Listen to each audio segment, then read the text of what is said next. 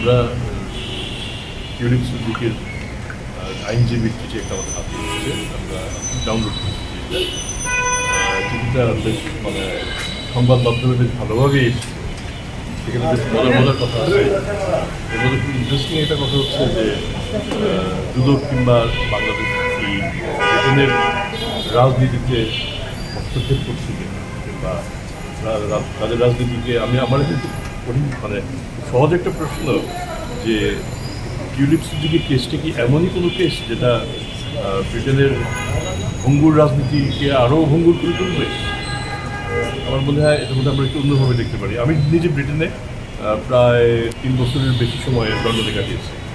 আমি যদি লন্ডনে কোনো অপরাধ করে থাকি এবং আমি চলে আসলাম তারপরে কিংবা পালিয়েই হোক আর যেভাবে হোক বাংলাদেশে চলে আসলাম, লন্ডনে যদি একটা মামলা হয় আমার বিরুদ্ধে, সেখানে সেই মামলাটা মোকাবেলা করার জন্য যে লন্ডনের কোর্ট, লন্ডনের অ্যান্টি কারাপশন কমিশন, লন্ডনের পুলিশ সবাই কি তাদের দেশ থেকে বাংলাদেশে চলে আসবে বিচার করতে, না আমার কাছে সেখানে গিয়ে মুখোমুখি হওয়া, মোকাবেলা করা এবং সেখানে বলার জন্য আমি অপরাধী নই, আমার বিরুদ্ধে যে অভিযোগ নিয়ে আসছে অভিযোগ না।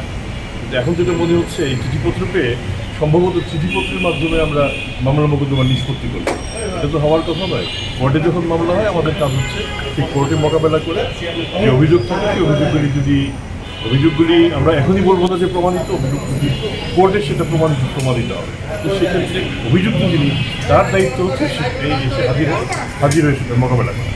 টিউলিপ সিদ্দিকের ক্ষেত্রেও তাই আমরা একাধিকবার বলেছি যে এটা কোনো রাজনৈতিক মামলা নয়, এটা কোনো উদ্দেশ্য প্রণোদিত মামলা নয়, এটা কাউকে ছোট করার জন্য মামলা নয়। আমাদের অনেক আসামির মধ্যে টিউলিপ সিদ্দিকও আমাদের একজন অভিযুক্ত, আমাদের এর চেয়ে অনেক বড় বড় মামলা, সেটা খুব খুব বড় মামলা, এটা মনে করার কোনো কারণ নেই। এখন যেহেতু টিউলিপ সিদ্দিক আমাদের কাছে তিনি বাংলাদেশের একজন নাগরিক, আমাদের কাছে তার এনআইডি সে বাংলাদেশি এনআইডি, তার যে টিআইএন ইনকাম ট্যাক্সের সেটা বাংলাদেশি, তিনি বাংলাদেশের এনবিআরে তার ইনকাম ট্যাক্স রিটার্নও দাখিল করেছেন, সেগুলিও বাংলাদেশ। তা আমরা এখন এরকম একজন বাংলাদেশের বিরুদ্ধে কোনো অভিযোগ যদি থাকে সেটা তো আমরাই মোকাবেলা করবো, সেটা তো আমরা বাংলাদেশই দাখিল করবো না, তার বিরুদ্ধে এই মামলা দিয়ে আমরা ব্রিটেনকে দাখিল করবো যে এই মামলাটা ব্রিটেনের মামলা। কাজে বাংলাদেশের মামলা আমরা বাংলাদেশি আমরা করেছি এবং আমরা বিশ্বাস করি যেহেতু আমরা টিউলিপ সিদ্দিক নিশ্চয়ই আইনের প্রতি খুব শ্রদ্ধাশীল হয়ে তিনি বাংলাদেশের যে চলমান আইন, আমাদের দেশের যে আইন, সেই আইন মোতাবেক তিনি সেটার মোকাবেলা করবেন, এটাই আমাদের তথ্য। আর এমনকি কখনো হয় যে আপনি চিঠি লিখলেন, চিঠি লিখে বললেন আপনি যদি 7 দিনের মধ্যে জবাব না দেন তাহলে বুঝে নেব আমার মামলা শেষ। এভাবে চিন্তা করুন, আসুন আমাদের দেশের একজন খুন করে পালিয়ে গেল, পালিয়ে গিয়ে তারপরে একটা চিঠি দিল আদালতকে, যদি 7 দিনের মধ্যে বা 10 দিনের মধ্যে আমার জবাব না দেন তাহলে আমি ধরে দেবো যে আমি মামলা থেকে অব্যাহতি পেয়েছি। এটি হতে পারে কখনো? আসলে এটা অবশ্যই হাস্যকর, এটা হতে পারে। স্যার একটি টুইট করেছেন, সে একেবারে স্পষ্টভাবেই বলেছে তার আইনজীবী যে এটা থেকে ব্রিটেনের রাজনীতি হস্তক্ষেপ দুদক এবং বাংলাদেশ। আমারও প্রশ্ন সেটাই যে ব্রিটেনের রাজনীতি কি এতই ভঙ্গুর যে ব্রিটেনের একজন, যদি আমি তাকে ব্রিটেনের নাগরিকও ধরে নিই, ব্রিটেনের নাগরিকের বিরুদ্ধে একটা মামলা হলো আর তাতেই ব্রিটেনের সরকার, ব্রিটেনের রাজনীতি সব ধসে পড়বে? এটা কি হতে পারে? কাজেই আমার মনে হয় যখন এসব শব্দ চয়ন করেন আইনজীবীরা, তারাও সঠিক শব্দ চয়ন করবেন। তারা কিন্তু এভাবে তাদের নিজেদের দেশকে ছোট করছেন, তারা নিজেরা প্রমাণ করছেন যে ব্রিটেনের রাজনীতি ভঙ্গুর। আমাদের হস্তক্ষেপ করার কি আছে এখানে? আমাদের যে কার্যপরিধি, এতে তো আমাদের রাজনীতিতে যাওয়ার কোনো সুযোগই নেই। আমরা আমাদের একজন অভিযুক্তির বিরুদ্ধে আমরা কাজ করে যাচ্ছি, এইটুকুই।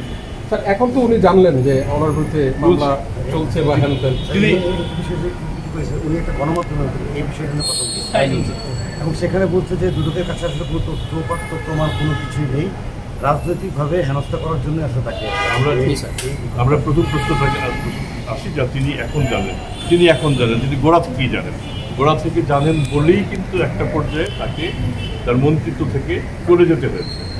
এখন তিনি হয়তো আশঙ্কিত আরও কিছু ঘটে কিনা, আমরা নিশ্চয়ই সেটা প্রত্যাশা করবো না। আমরা শুধু প্রত্যাশা করবো, আমরা কিন্তু ন্যায় বিচার চাই, তাকেও আমরা ন্যায় বিচার দিতে চাই। ন্যায় বিচার দেওয়ার মানেই হচ্ছে আমরা কিন্তু we are A prosecuting body, আমরা মামলাটা কোর্টে করেছি। আমি বিশ্বাস করি তিনি এসে সেটা মোকাবেলা করবেন, মোকাবেলা করে তিনি তার ন্যায় বিচার নিয়ে যাবেন। যদি না আসে তাহলে তো আপনার ইনএফসিসির ট্রায়াল হয় না, আমাদের সব মামলাই কি আমরা আসামিদের সামনে পাই? তো আমাদের যত ক্রিমিনাল মামলা, সিভিল মামলা, অনেক মামলাতে অনেক আসামি ইন অ্যাবসেন্সিয়া ট্রায়াল হয়। স্যার এই পদ্ধতিতে নিশ্চয়ই সাবেক প্রধানমন্ত্রী এবং তার বোন এবং তার ছেলে মেয়ে যারা আছেন তাদের ক্ষেত্রে তো নিশ্চয়ই একই বিষয়টা প্রযোজ্য হবে। আমরা তো প্রধানমন্ত্রীর পরিবারের টিউলিপ সিদ্দিকের বিরুদ্ধে 3টা মামলা হয়েছে, আরেকটা মামলা তদন্তাধীন আছে। ওই পরিবারের দুদকের মামলা, বিশেষ করে আমরা অন্য কোনো প্রতিষ্ঠানের মামলা করা হচ্ছে। আমাদের মামলাগুলিতে ঠিক একই প্রক্রিয়ায় এগোবে। যদি তারা না আসেন সেক্ষেত্রে ইন অ্যাবসেন্সিয়া ট্রায়াল হবে। তথ্যপত্র ছাড়া কি আসলে দুদকে আচ্ছা, এটা কি হতে পারে? দুদকের সাথে অন্য প্রতিষ্ঠানের তফাৎটা কোন জায়গাতে বলি?